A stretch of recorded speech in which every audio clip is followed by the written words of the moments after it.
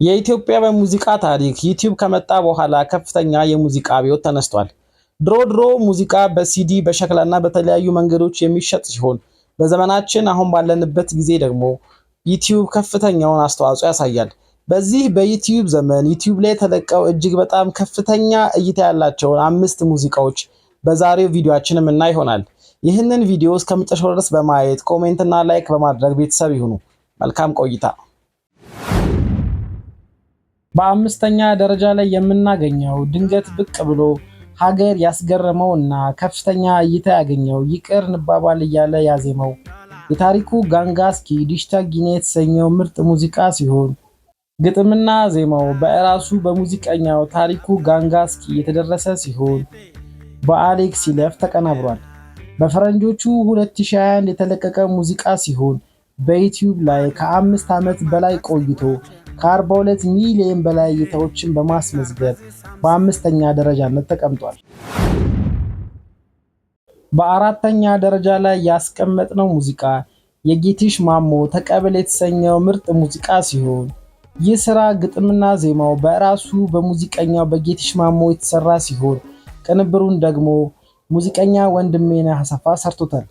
ይህ 9 ዓመታት በላይ ለዩቲዩብ የቆየውና በፈረንጆቹ 2016 የተለቀቀው ተቀበል የተሰኘው ምርጥ ሙዚቃ ከ43 ሚሊዮን ጊዜ በላይ በመታየት በኢትዮጵያ ታሪክ ከፍተኛ እይታ ካላቸው ሙዚቃዎች ውስጥ በአራተኛ ደረጃ ላይ ተቀምጧል። በሶስተኛ ደረጃ ላይ የተቀመጠው የያሬድ ነጉና የሚለን ኃይሉ የጋራ ስራ የሆነው ቢራቢሮ የተሰኘው ሙዚቃ ሲሆን ይህ ሙዚቃ በቅርብ ጊዜ ወዲህ በጥንድ ተሰርተው ከፍተኛ ተወዳጅነት ካገኙ ምርጥ ሙዚቃዎች ውስጥ አንዱ ነው። በገጣሚ ወንደሰን ይሁብና ኢዮቤል ብርሃኑ የተደረሰ ሲሆን ዜማና ቅንብር ደግሞ በጊልዶ ካሳ ተሰርቷል። በዩቲዩብ ዘመን ከመጣ በኋላ ዩቲዩብ ላይ ዘፈን በመልቀቅና ከፍተኛ እይታ በማግኘት ታዋቂነትን ያተረፈው ያሬድ ነጉ ከወጣቷ ኤርትራዊት ድምፃዊት ጋር የሰራው ቢራቢሮ የተሰኘው ምርጥ ሙዚቃ የተለቀቀው በፈረንጆቹ 2001 ላይ ከ5 ዓመት በፊት ሲሆን ከ43 ሚሊዮን 833 ሺህ በላይ እይታን በማግኘት በሶስተኝነት ተቀምጧል። በሁለተኛ ደረጃነት ያስቀመጥነው ሙዚቃ የኤፍሬም አማረ ሰይ የተሰኘው የትግረኛ ሙዚቃ ሲሆን ይህ 8 ዓመት ሊሞላው ጥቂት ጊዜያት የሚቀሩት ሙዚቃ በፈረንጆቹ 2018 የተለቀቀ ሲሆን የዚህን ሙዚቃ ግጥም የሶፊ ደጎ የጻፈው ሲሆን ዜማና ቅንብር ደግሞ በረከት ወልዱ ሰርቶታል። ከዚህ ሙዚቃ በፊት ከሙሉዓለም ታከለ ጋር ተሸንፌያለሁ በሚለው ሙዚቃ የሚታወቀው ኤፍሬም በመቀጠል ሰይ የሚለውን ሙዚቃ በመልቀቅ በመላው ዓለም ከፍተኛ እውቅናና ዝናን አግኝቷል። የኢትዮጵያ የዩቲዩብ ሙዚቃ ታሪክን ከ73 ሚሊዮን በላይ ተመልካቾችን በማግኘት በሁለተኛ ደረጃነት ተቀምጧል።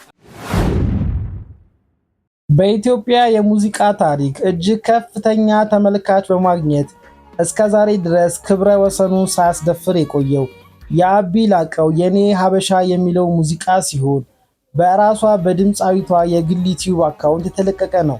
ይህ ሙዚቃ በፈረንጆቹ 2015 የተለቀቀ ነጠላ ዜማ ሲሆን ከ11 ዓመት በላይ ቆይታ በማድረግ ከ107 ሚሊዮን እይታን በማግኘት በዩቲዩብ ዓለም ከመጣ በኋላ በዩቲዩብ ከተለቀቁ ሙዚቃዎች ውስጥ ከፍተኛ ተወዳጅነትና ፍላጎትን በማሳየት የኢትዮጵያን ሙዚቃ በአንደኝነት ይመራል።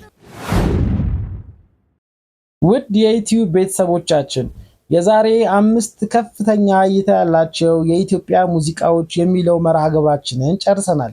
በሌላ ቪዲዮ እስከምንገናኝ ድረስ ቸር ይቆዩ። ይህንን ቪዲዮ ላይክ፣ ሼር፣ ሰብስክራይብ በማድረግ ለብዙ ሰው እንዲዳረስ ማድረግ ቤተሰብ ይሁኑ። መልካም ጊዜ፣ መልካም ቆይታ።